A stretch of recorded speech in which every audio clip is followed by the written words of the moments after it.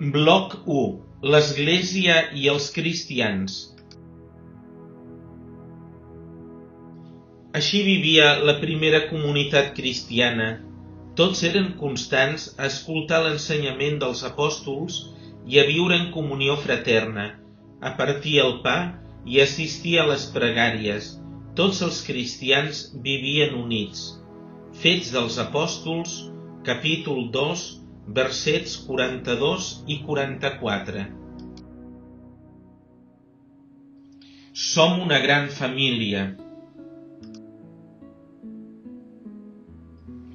L'Església és la gran família dels qui seguim Jesús.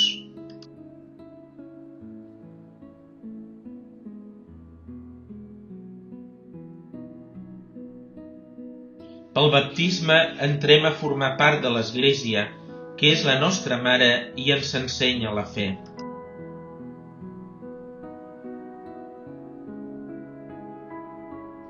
Som cristians per la gràcia de Déu.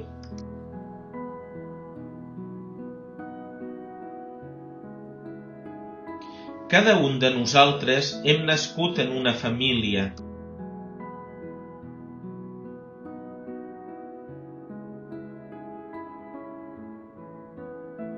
Els cristians naixem en una gran família, l'Església. En aquesta família hi ha infants, joves, adults i ancians, homes i dones de totes les races, pobles i cultures. Tots compartim una mateixa fe i un mateix amor a Jesucrist.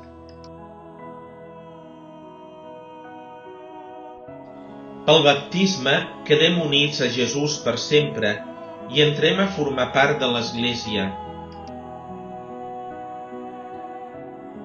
Com una mare que ensenya els seus fills a parlar, l'Església ens transmet la fe rebuda dels apòstols expressada en el credo.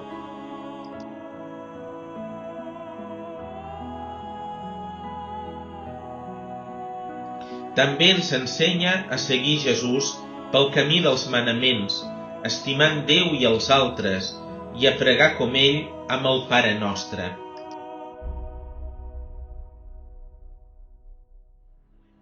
Cada diumenge l'Església ens convoca per celebrar l'Eucaristia.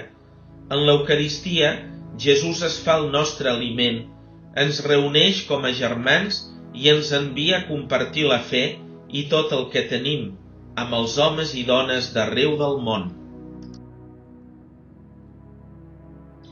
En l'Església es fan realitat les paraules que Jesús va dir als seus deixebles: on n'hi ha 2 o 3 de reunits en el meu nom, jo sóc allí enmig d'ells. Gràcies, Senyor, per totes les famílies del món. Sense elles no hi hauria vida i no podríem créixer.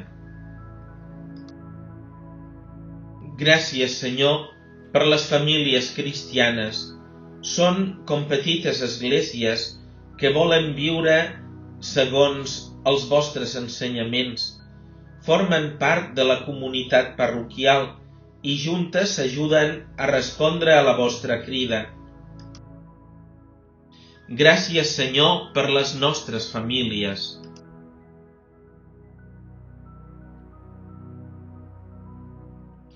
L'Església és la família de Déu en el món.